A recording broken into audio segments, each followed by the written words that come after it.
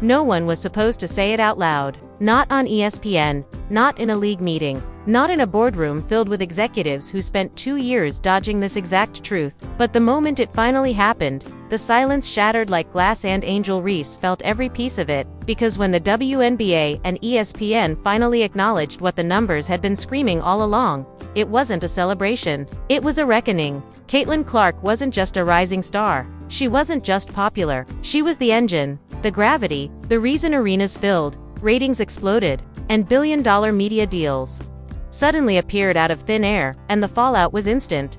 While Clark's name echoed through corporate praise and executive Angel Reese was left staring at a brutal reality she never expected to face this way. The narrative shifted overnight. Social media caught fire. Old clips resurfaced. Attendance charts went viral. Comparisons turned cruel. Fans stopped whispering and started shouting. The league that once pretended this was a shared moment finally dropped the mask, and Reese's world began to tilt.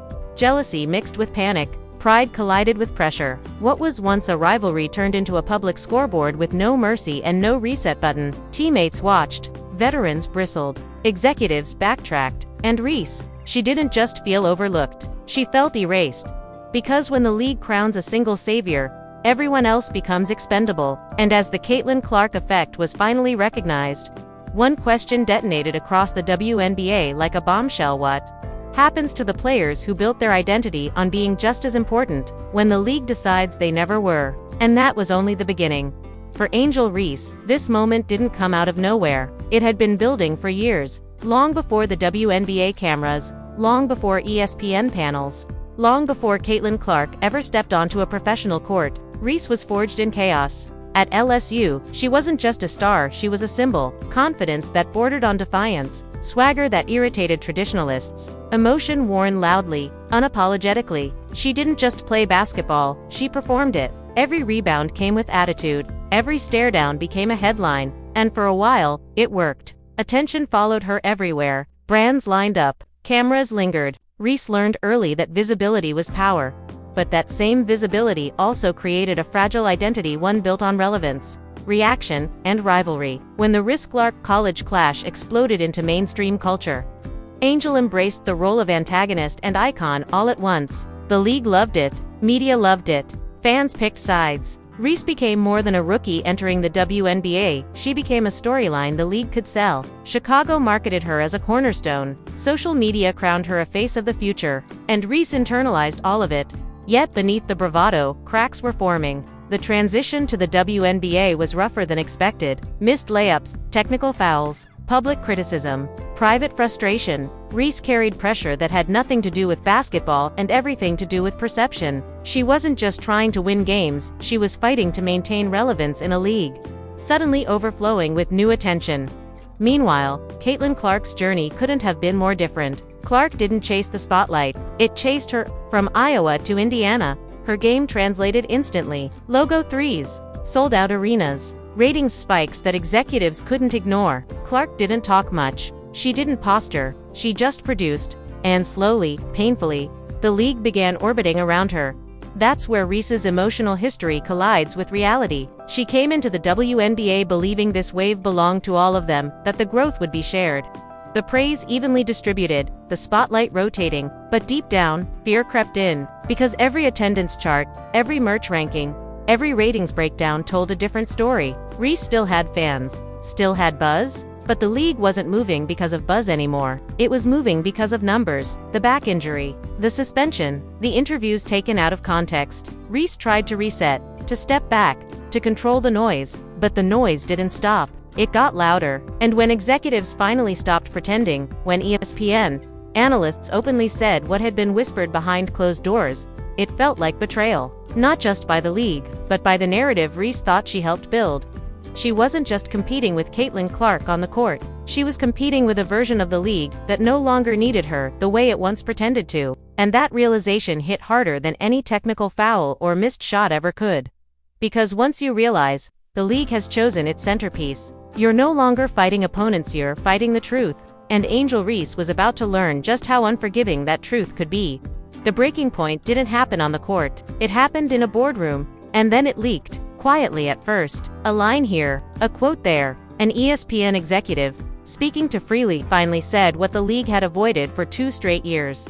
The surge wasn't collective, it wasn't shared, it wasn't a rising tide, it was Caitlin Clark. One name, one engine, one gravitational force pulling the entire WNBA into relevance. When that acknowledgement hit the public timeline, it detonated like a bomb. Attendance charts resurfaced, viewership graphs went viral, side-by-side comparisons flooded social media, and they were brutal. Indiana Fever at the bottom before Clark. Indiana Fever at the top after Clark. Chicago Sky already strong before Angel Reese.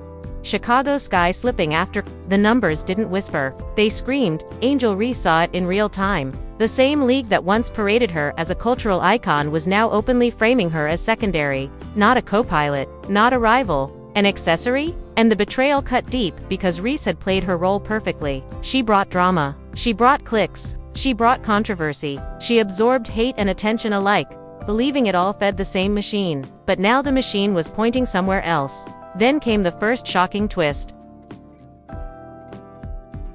Behind the scenes, sources revealed that the historic media rights deal, the one worth billions, was pitched almost entirely around Clark's drawing power.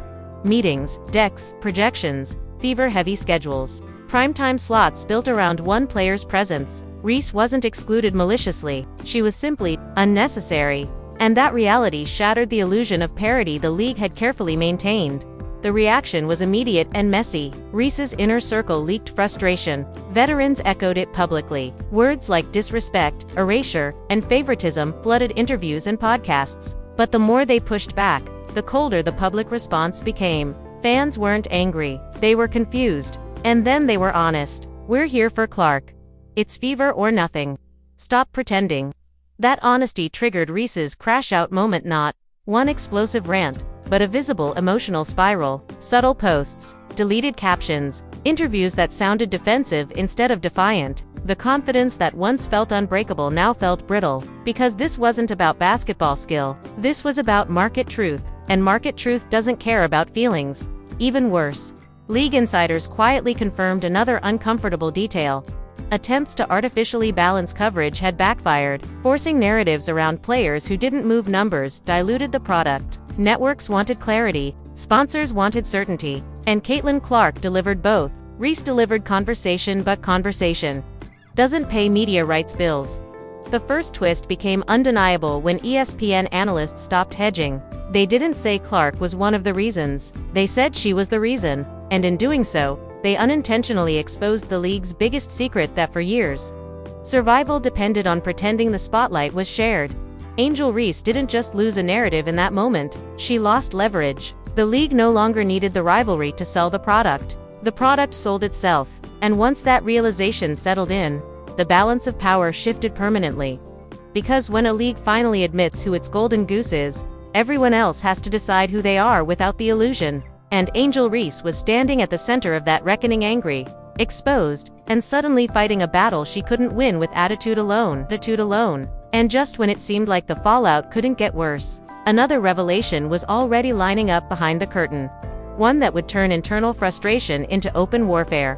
The tension didn't cool down after the admission, it multiplied. What started as quiet resentment turned into open fracture lines across the league. Players didn't just feel overlooked anymore, they felt replaced. And the second major twist hit when reports surfaced that internal league strategy meetings were actively reshaping the future around one unavoidable truth. Caitlin Clark wasn't just the face of the WNBA, she was the business plan. Schedules told the story before anyone said a word. Primetime slots leaned fever-heavy. National broadcasts followed Clark across cities like a touring concert. Road games sold out in minutes when her name appeared on the ticket. Meanwhile, other stars noticed something chilling. When Clark sat, ratings dipped. When she played, everything spiked. That pattern became impossible to ignore. And executives stopped pretending it was coincidence. Behind closed doors, the league began prioritizing stability over sensitivity. Marketing budgets were promotional campaigns shifted tone. The language changed from new era of stars to generational phenomenon. That subtle shift sent shockwaves through locker rooms. Veterans who had spent years building the league suddenly felt like background noise in a story they helped create but no longer controlled. Angel Reese felt it the hardest because her brand had been built on contrast, rivalry, edge, The idea that women's basketball needed conflict to thrive, but the numbers proved something devastating. Clark didn't need an antagonist. She didn't need drama. She didn't need a foil. She was enough on her own. And that realization ripped the foundation out from under the rivalry narrative Reese had leaned into. Then came the second twist, one that turned frustration into fear. Sponsors started making choices. Quietly at first, endorsement offers began shifting toward players who complemented Clark's orbit rather than competed with it. Teammates in Indiana saw their profiles rise simply by association. Jersey sales spiked for role players. Visibility followed proximity. Reese, meanwhile, watched brands hesitate, renegotiate, or disappear entirely, waiting to see where the league's momentum truly settled. The locker room impact was brutal. Conversations grew tense. Players questioned whether speaking out was hurting their own leverage. Some backed off publicly. Others doubled down, accusing the league of favoritism and fans of betrayal. But every accusation only pushed the audience further away. The public wasn't interested in league politics. They wanted the product that delivered, and Clark delivered every night. Angel Reese's reactions became more erratic. What once felt like confidence now read as defensiveness. Interviews circled the same grievances. Social media posts hinted at disrespect without naming names. The crash out wasn't loud, it was unraveling. Because deep down, Reese knew the most painful part wasn't the league's acknowledgement, it was the fans agreeing with it. Then the numbers dropped like a hammer. Internal ESPN analytics leaked, showing that Clark-led games outperformed league averages by staggering margins. Even when paired against top teams, Reese-led games showed no comparable bump, not decline, just flat. And in media economics, flat is fatal. At that moment, the league crossed a point of no return. Expansion talks accelerated. New franchises were pitched using Clark-era growth projections. The future was being sold to investors with one name highlighted in bold. The WNBA wasn't hiding it anymore. They were building forward, not backward. And Reese, she was left at a crossroads. Adapt or resist. Rebuild her narrative or cling to a rivalry the league no longer needed, because the truth had crystallized in the most unforgiving way possible. Women's basketball didn't rise because of conflict. It rose because one player made it unavoidable. The escalation wasn't just about recognition, it was about survival in a league that had finally found its center of gravity. And for those not aligned with it, the pull felt suffocating. Because once the league chose its future, the next phase wouldn't be quiet disagreements or subtle shifts. It would be public fallout, and everyone, fans, players, executives, was about to pick a side. The fallout didn't creep in quietly, it detonated. The moment ESPN's acknowledgement hit the public, timelines exploded, group chats caught fire, and the WNBA's comment sections turned into battlegrounds. Fans weren't debating anymore, they were declaring allegiance. Fever jerseys flooded feeds. Clark edits dominated every platform. And with every viral clip, the emotional divide inside the league grew sharper, uglier, and impossible to ignore. Angel Reese became the lightning rod whether she wanted to or not. Every tweet she liked was dissected. Every post without context was treated like a statement. Silence was interpreted as bitterness. Speaking out was framed as jealousy. There was no winning lane left. The same fanbase that once defended her edge now questioned her impact. The narrative shifted from "she's being disrespected" to "why isn't she delivering?" And that shift cut deeper than any headline. Veterans felt exposed to their long-simmering frustration spilled into interviews, podcasts, and subtle jabs that only fueled the backlash. Fans didn't want to hear about years of groundwork anymore. They wanted results. They wanted energy. They wanted the games that felt like events. And when viewers compared sold-out arenas to half-filled stands, emotion turned ruthless. Sympathy evaporated. Accountability replaced nostalgia. Inside locker rooms, the mood was brittle. Players stopped talking freely. Team dynamics tightened. Some athletes leaned into Clark's orbit, praising her publicly, celebrating the growth, understanding that association now mattered. Others resisted, insisting the league was bigger than one name, even as the data contradicted them nightly. That internal tension leaked. Body language on the court changed. Post-game comments grew guarded. Everyone knew the cameras were listening differently now. The league offices felt it too. Kathy Engelbert faced mounting pressure from both sides, players demanding equity and recognition, networks demanding consistency in ratings. Every decision looked political. Every promotion looked like favoritism. But the truth was colder. The market had spoken. Fans voted with clicks, tickets, and time. And they voted overwhelmingly for Clark. Angel Reese's emotional response became the focal point of debate. Some fans empathized, arguing she was unfairly measured against an anomaly. Others weren't patient. They compared numbers, attendance, viewership, merchandise. The discourse hardened. Reese wasn't just competing on the court anymore. She was competing with perception and losing ground. Then came the hardest blow: apathy. Not hate, not outrage, indifference. Some fans simply stopped tuning into games without Clark. Social posts admitted it openly. "I'll watch when she's on." That sentiment terrified the league more than criticism ever could, because outrage still means engagement. Indifference means abandonment. Media panels turned colder. Praise became conditional. Analysts stopped cushioning takes. They asked direct questions about marketability, consistency, and leadership. Reese's name was no longer paired with potential, it was paired with what now? That question echoed everywhere. Meanwhile, Clark stayed silent, letting performance speak. No commentary. Just sold-out arenas and historic numbers. The contrast was brutal. One player carried the weight without acknowledging it. Another buckled under the conversation surrounding it. The emotional fallout wasn't just personal, it was systemic. Relationships strained. Fan trust fractured. The league's growth felt miraculous and fragile at the same time, and everyone sensed it. This wasn't just a phase. It was a reckoning. Because once fans choose who they'll follow no matter what, the rest of the league has to respond. And not everyone was ready for what that response would demand next. Just when it looked like the league had settled into its new reality, the ground shifted again, quietly, behind closed doors. Conversations began that no one was supposed to hear about, but everyone eventually did. League insiders whispered about a future that hadn't been publicly announced yet. A future built less on parity and more on gravity. And that gravity had a name everyone already knew. Because the final twist wasn't that the WNBA admitted Caitlin Clark was the engine. It was what they did after admitting it. Caitlin Clark was the engine. It was what they did after admitting it. Scheduling changes started appearing without explanation. Primetime slots clustered around one team. National broadcasts quietly reshuffled. Marketing materials stopped pretending balance was the goal. The league didn't say it out loud, but the message was unmistakable.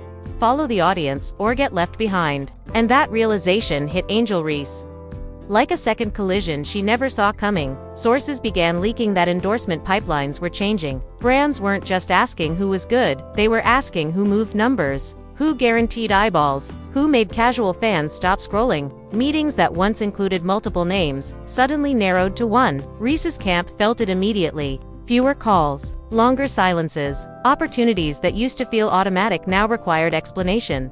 That's when the close emotional snap truly happened. Angel wasn't melting down on camera. She wasn't throwing tantrums in interviews. She did something far more telling. She pulled back. Fewer posts, less engagement, a visible distance from league narratives she once leaned into. To fans, it looked like pouting. To insiders, it looked like recalibration under pressure. Because when the league you believed would protect you chooses momentum over messaging, you're forced to confront a brutal truth. This business doesn't wait for feelings to catch up. And the twist got darker. Veterans who once stood beside Reese began choosing sides, not publicly, but strategically. Some aligned themselves with Clark's rise, praising her influence, appearing in fever content, leaning into the wave. Others went silent, realizing resistance only made the contrast sharper. The locker room politics turned. Cold, subtle, calculated. Every smile felt measured. Then came the rumor that shook everything. A high-level executive, speaking off the record, allegedly framed the future of the league in one sentence: "We build around the audience now." That sentence spread like wildfire, because if true, it meant the WNBA had crossed a line it could never uncross. Growth was no longer collective, it was centralized.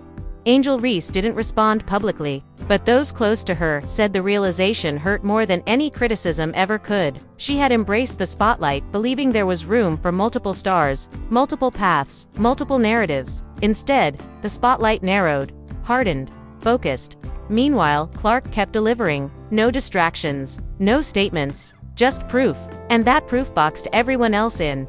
The final twist wasn't a fight, it wasn't a quote. It wasn't a suspension or a rant. It was acceptance or refusal to accept what the league had become overnight. Some players adapted, others resisted. And Angel Reese stood at the center of that choice, caught between doubling down on defiance or reinventing herself in a system that no longer pretended to be neutral.